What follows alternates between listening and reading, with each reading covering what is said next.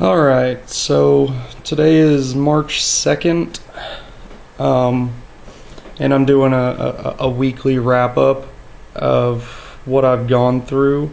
I've done a lot of nickels, a lot of dimes, and just a few pennies. Not really a whole lot in the penny realm. I've been trying to kind of switch it up a little bit. I am doing this on my new old camcorder, I guess, that actually is going to make things a lot easier as far as editing and things like that. I'm going to go ahead and take you guys right in, show you some of the finds. I'm going to start off with some of the regular finds and then work my way into some of the more cool finds that I had this week. It was a huge silver week for me. Now out of the week, I say week, it was only 3 days or so. So, I mean, it was truly impressive. I got on a hot streak. So, anyways, I'm going to go ahead and grab this and bring it around so we can go ahead and get started. So, starting up here, we have these top three are 1942 war nickels. They are the non-silver war nickels, but they are from that year. So I consider them to be, war nickels, but let's see if that'll focus in.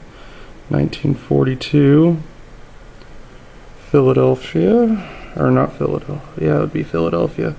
These ones tend to be a little bit more on the rare side, if I'm not mistaken. So yeah, I've got 3 of those. I found this really, really nice 1961. I mean, it is in really good shape. A lot of the 60s, you could tell that the mint took a lot of pride in what they were doing in the 60s. And then moving on from there, I got a bunch of 1939s.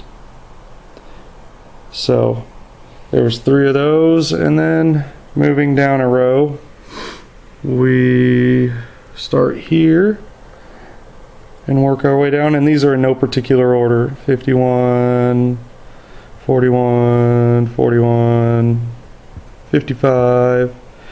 And all of these are either a P or D mint. None of these were S's, if I'm not mistaken. So, nothing too extravagant there. And then we're going to go ahead and go down. 49, 41 again, 41, 40, 54. And then the one and only wheat penny I got the entire week, and it's a 1945 no mint, so Philly, and it's in pretty nasty shape, but not really gonna complain.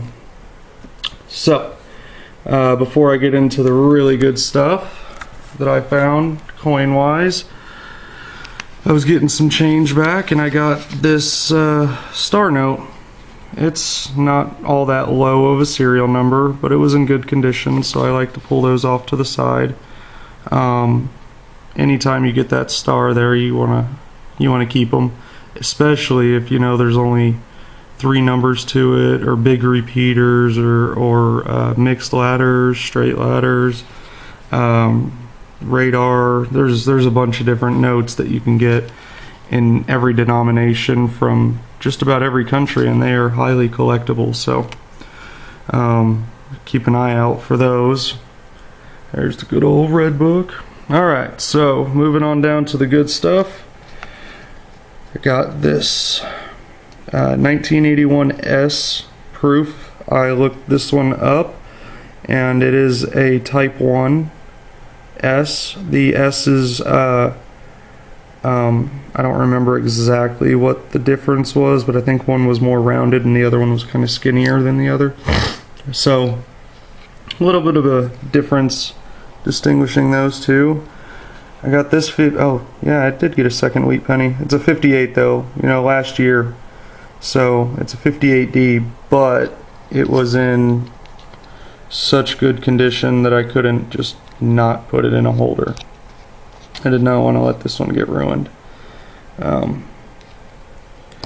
Then we go next, a 1968 S dime. Had really good luck with dimes this week over the days that I did this. I mean, that thing is in just immaculate shape from being from the late 60s. And then we get to the silvers. This was the first one that I pulled out. It was a 62D, but it was in really good condition. So I went ahead and put it in a holder. I didn't really think I was going to find too much else anyways. So next I was proved really wrong. All these down here, let's see, 1, 2, 6, 7, 10, so 11 silvers.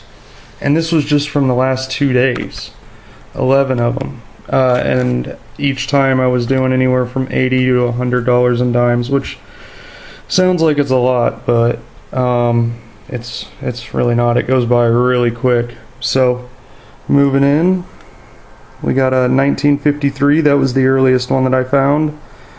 A 61. There had to have been a 62 spill or something, because I couldn't not find the 62s.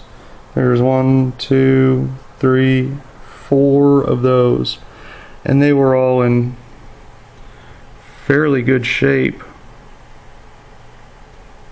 and they were all 62Ds, which was weird too. And then we got one 1963. I don't know if y'all can see that. Yeah, and 3 1964s. So all in all, that's a pretty good week if you ask me. Not too bad for a little bit of coin roll hunting. Oh, and then this last one down here was just a 2009 P, one of the Lincoln ones. It's hard. This last one in the series, in my opinion, is the hardest one to come across.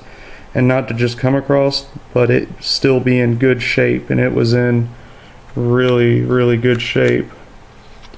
So definitely going to store that off to the side. Alright. So back that out. Flip that around here. Alright. So all in all, it was a really good week for me. I'm really excited about all of it. Got to get it all put away. I do believe tonight and maybe sometime this weekend I'm going to be going out and doing a little bit of metal detecting. So I'm excited to take this new camera out and test it out outside, see what the lighting is like, see how the focus works, how it does with wind, because there's a lot of wind here. Anybody that lives here knows that there's a lot of wind here. But anyways, I'm AJ from North Texas Relic Hunters, and I hope y'all have a great day.